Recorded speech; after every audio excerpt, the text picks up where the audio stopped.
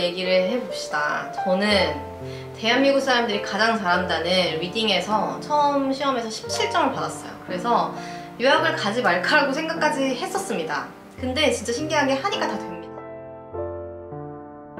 저는 리딩이 진짜 안 되는 거예요. 그래서 진짜 하다 안 돼서 그 해커스 책 중에 보시면 두꺼운 거 말고 이렇게 얇은데 좀 긴 해커스 액츄얼 테스트라는 게 있어요. 그 리딩을 사서 제 진짜 파트 3였던 것 같은데 거기에 그러니까 지문이 총 3개가 나오는데 첫 번째 지문이 무슨 잉카 문명인지 마야 문명인지 뭐 그거에 대한 관련되는 거였고, 두 번째가 무슨 흰개미가 집을 짓는 뭐 원리 이런 거였어요.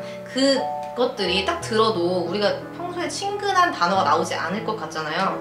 진짜 모르겠어서 처음부터 끝까지 모르는 단어가 하나도 없을 때까지 다 쳐가지고 찾고 해서 처음부터 끝까지 완벽하게 그냥 끊김없이 해석이 될 수 있을 때까지 읽었어요. 그렇게 읽으면 한 20회독 정도가 되거든요. 그렇게 지문을 처음부터 끝까지 다 읽으니까 그제서야 좀 올라오더라고요. 그래서 진짜 신기한 게 요거 한번 하니까 17점이었는데 28점까지 올랐습니다. 그러니까 정말 왕도는 없는 것 같아요. 역시 열심히 하니까 되더라고요. 생각보다 토플 지문 하나에 단어뿐만이 아니라 굉장히 많은 문장 구조들이 들어가 있어요. 그걸 우리는 어렸을 때는 뭐 3형식, 4형식, 5형식 이런 식으로 배우지만 사실 그걸 눈으로 익히는 게 되게 중요하다고 생각을 하거든요. 단어를 다 알아도 해석이 안 되는 경우가 생각보다 많아서요. 네, 그렇기 때문에 한 번쯤 이렇게 미친 듯이 하나의 지문을 잡고 처음부터 끝까지 모든 게 해석이 될 수 있게 한번 해보면 정말 실력이 확 느는 것 같습니다. 저의 경우에는 그랬어요. 마찬가지로 리스닝인데요. 리스닝 같은 경우에도 들을 땐 딱 이해가 되는 것 같은데 문제를 풀면 좀 애매한 거예요. 그래서 계속 답이 좀 뭐 반타작 또는 그 이상 뭐 이렇게 나오는 거예요. 그러면 저는 똑같은 생각을 했죠. 리딩이랑 같이 역시 내가 완벽하게 이해를 하지 못하기 때문이야 라고 생각을 해서 안 들리는 게 딱 나오면 그거를 mp3 파일을 갖고 있을 거 아니에요. 그거를 앞뒤로 플러스 마이너스 5초씩 해가지고 계속 같은 부분을 5번을 들어요. 근데 안 들려. 그러면은 모르는 거잖아요. 그러면 이제 우리가 가지고 있는 그 스크립트를 피는 거죠. 피면 이제 그 부분을 찾아서 보면 대부분 모르는 단어예요. 그러니까 안 들리는 거거든요. 그래서 그 단어를 따라 읽으면서 5번을 다시 듣는 거예요. 들으면서 따라했고 들으면서 따라했고 이렇게 5번을 하면 웬만하면 다 됩니다. 그래서 그걸 책을 다시 덮어. 그 다음에 다시 그 부분을 플러스 마이너스 그 5초를 해가지고 5번을 들으면 그거는 이제 영원히 들을 수 있는 단어가 되는 거예요. 그런 식으로 해서 처음부터 끝까지 또 하나의 지문을 하면 이건 진짜 미친 듯이 오래 걸립니다. 그래서 사실 리딩만큼 그렇게 완벽하게 하지는 못했던 것 같아요. 하지만 요거 해서 또 리스닝 점수가 확 올랐던 기억이 있습니다.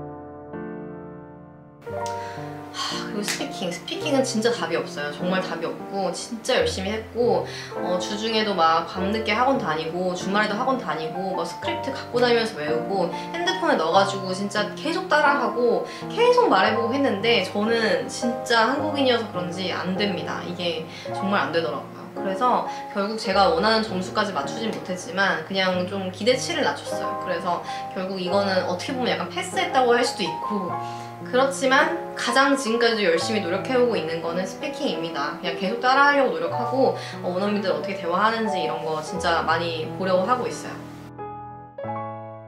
그리고 마지막으로 라이팅인데, 라이팅은 진짜 처음에 몇 점이었지? 뭐 15점인가? 진짜 말도 안 되는 점수가 나왔어요. 그래서 약간 영어 접어야 되는 점수가 나왔어요. 그래서 나 평소에 글을 못 쓴다고 생각하지 않았는데 라고 좀 그런 패닉이 왔거든요. 그래서 뭔가 처음부터 모든 게 완벽하게 잘못된 느낌이었기 때문에 막 검색해보니까 이제 해커스의 그 송원 선생님이라고 굉장히 유명하신 분이 계시더라고요. 저는 이런 천사님을 만나가지고 결국 원하는 점수 만들었습니다. 그러니까 이분의 강의를 듣는 걸 진짜 추천드리는 게, 이분은 토플 라이팅 강의를 하고 계시지만 그것만을 위한 강의가 아니고 미국식 글을 어떻게 써야 되는지를 알려주세요. 그 글을 어떻게 하면 가장 명료하고 깔끔하게 누구도 태클 걸지 않고 좋은 점수를 받게 하는지를 알려주시기 때문에 이게 진짜 큰 도움이 됐던 것 같습니다. 그래서 라이팅도 결국 원하는 점수를 만들어서 10점 중반에서 후반의 점수를 만들고 졸업을 했습니다. 네, GRE는요. 아까 처음에 말씀드렸던 것처럼 제가 유학 뭐 아무것도 몰라가지고 유학하면 GRE잖아 하면서 일단 GRE 학원부터 등록을 했거든요. 그래서 진짜 그 말도 안 되는 거만휘, 정말 전국에 있는 모든 유학생들이 다 아는 그 단어장부터 시작해서 진짜 말도 안 되는 그 버벌 문제를 막 미친듯이 풀었어요. 거의 한 2달 정도 한 것 같은데 진짜 막 토하면서 했거든요. 너무 토할 것 같고 너무 재미도 없고. 근데 가장 큰 문제는 이렇게 열심히 막 밑 빠진 독에 물을 붓는데 정말 물이 계속 빠지기만 하는 거예요. 뭔가 가만히 있는 것도 아니고 진짜 계속 빠지기만 해. 그래서 너무 지치고 끝이 안 보이고 이러다가 석사 지원을 막 10년 뒤에 할 수 있겠다 이런 생각이 들어서 저는 사실 학교를 다시 서치했어요. 분명히 GRE를 필수적으로 보지 않는 학교가 있을 거다라고 해서 제가 뽑아놨던 학교들을 다시 들어가서 하나하나 다시 다 보니까 진짜 있긴 있어요. GRE가 물론 너가 GRE 점수를 내는 걸 추천하지만 네가 뭐 안 되겠다면 꼭 필요한 건 아니야 라는 곳들이 있거든요. 그런 학교들만 골라서 다시 리스트업을 했습니다. 그래서 결론적으로 저는 GRE를 보지 않았어요. 그러니까 나중에 시간 되면 봐야지라고 생각을 했지만 사실상 그때부터는 GRE를 보지 않는 학교에 가야겠다. 나는 그래도 직장 경력이 5년이 있으니까 그걸로 좀 어떻게 어필을 해볼 수 있을 거야 라고 생각을 했던 것 같습니다. 네. 근데 사실 지금 다시 하라고 해도 진짜 못할 것 같긴 한데 조금 후회되는 건 요즘 다시 드는 생각은 GRE를 하는 게 맞는 것 같아요. 그러니까 대학원생이 되려면 이 정도 시험은 통과를 해야 이제 그런 대학원에 강의를 듣고 뭔가 정말 이해를 할 수 있을 거라는 생각이 좀 들기 시작했거든요. 그래서 약간 후회가 됩니다. 조금 더 열심히 해볼 걸이라는. 네. 어쨌든 결론적으로 저는 GRE를 패스했어요. 네, 그리고 이렇게 공부를 하는 와중에 하나 좀 추천드리고 싶은 게 있는데 우리가 진짜 10월, 11월 정도가 되면 실제로 지원을 할 거잖아요. 사이트에 들어가서. 근데 그때 돼서 지원 사이트에 들어가서 회원가입하고 뭐 인증하고 뭐 어쩌고저쩌고 하는 게 굉장히 시간이 없어요. 진짜 너무 바빠서 할 게 많기 때문에 최대한 미리 가입을 해놓는 거를 추천을 합니다. 그래서 어차피 우리가 뭐 하루에 16시간 이렇게 풀로 공부를 하는 건 아니잖아요. 공부하다가 좀 집중이 안 되고 막 미쳐버릴 것 같을 때 저는 그럴 때 이제 원하는 학교, 이제 학과의 그 어드미션 페이지에 들어가서 이제 뭐 이름 뭐 이런 거 다 입력해놓고 정말 딱 지원서 작성 직전까지는 다 세팅을 해놨었습니다. 그렇게 하면 진짜 중요한 게 뭐냐면 그 학과 홈페이지에서는 알려주지 않았던 내가 실제로 이 학과에 지원하기 위해서 써야 되는 지원서가 생각보다 더 많아져요. 갑자기 뭐 너한테 왜 내가 장학금을 줘야 된다고 생각해? 막 다 달라고 하지도 않았는데 막 그런 걸 물어보는 경우도 있고요. 네가 여기 와서 뭘 잘 할 수 있고 내가 너한테 뭘 얻을 수 있을 거라고 생각해? 뭐 이런 갑자기 생뚱맞은 질문들이 있는 경우가 정말 꽤 많이 있기 때문에 그런 놀라운 일들을 당하지 않기 위해서는 미리 이제 좀 한 번씩 어드미션 페이지에 들어가봐서 뭔가 추가된 건 없는지, 뭐 실제로 뭐 이 학교에서만 요구하는 특별한 서류는 없는지 이런 걸 먼저 봐놓는 거를 강력하게 추천을 드립니다. 정말 많은 분들이 SOP가 진짜 중요하다라고 말씀을 해주셨었어요. 그리고 실제로 저는 그렇다고 생각을 해요. 그게 결국 나를 나타내주는 거고 내가 니네 학교 왜 가야 되는지를 알려주는 거의 유일한 종이니까. 네. 그렇기 때문에 여기에 진짜 많은 노력을 했습니다.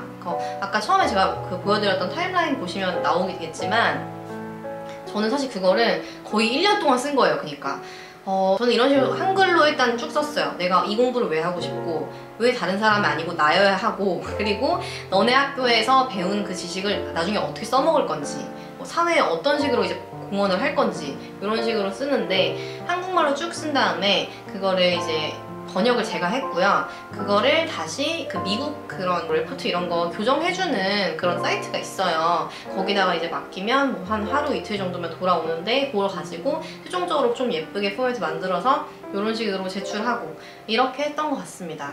너무 중요하다고 들었기 때문에 이제 밤을 새서 쓰고 뭐 출퇴근 시간에도 항상 아이디어를 고민하고 내가 쓴 내용보다 조금 더 나를 잘 나타내줄 수 있는 게 없는지 뭐 이런 거 계속 막 생각하고 이런 식으로 진짜 열심히 썼던 것 같습니다.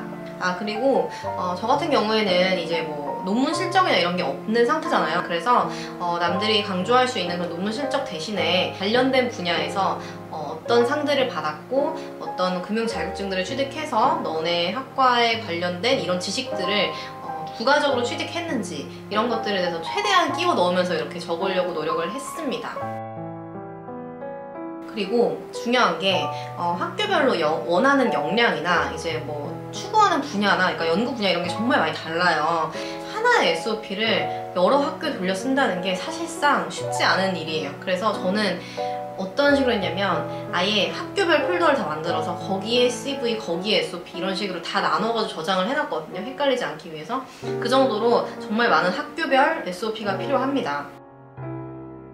추천서는 일단 학부 시절에 저랑 친했던 교수님은 사실 없어요. 왜냐면 저는 공부를 열심히 하지 않았기 때문에 저만 알고 교수님들은 저를 잘 몰랐어요. 그냥 그냥 있는 애 이 정도로 기억하셨겠죠? 근데 어쨌든 제가 기억하는 너무 좋았던 교수님 두 분한테 미리 연락을 드리고 찾아갔었고요. 교수님들이 이제 제 것만 써주시는 게 아니잖아요. 그 교수님들 같은 경우에 정말 많은 추천서를 쓰셔야 되기 때문에 최대한 번거롭지 않게 해드리려고 노력을 많이 했어요. 그래서 사실 그 교수님들 그리고 저 잘 모르니까 저는 제가 강조를 해주셨으면 좋겠는 부분들을 이렇게 정리를 해서 따로 양식을 좀 구글에 찾아보면 예쁜 게 많이 나오거든요. 그런 식으로 만들어서 이런 식으로 써주세요 라고 좀 참고하시라고 아예 메일로 같이 보내드렸어요.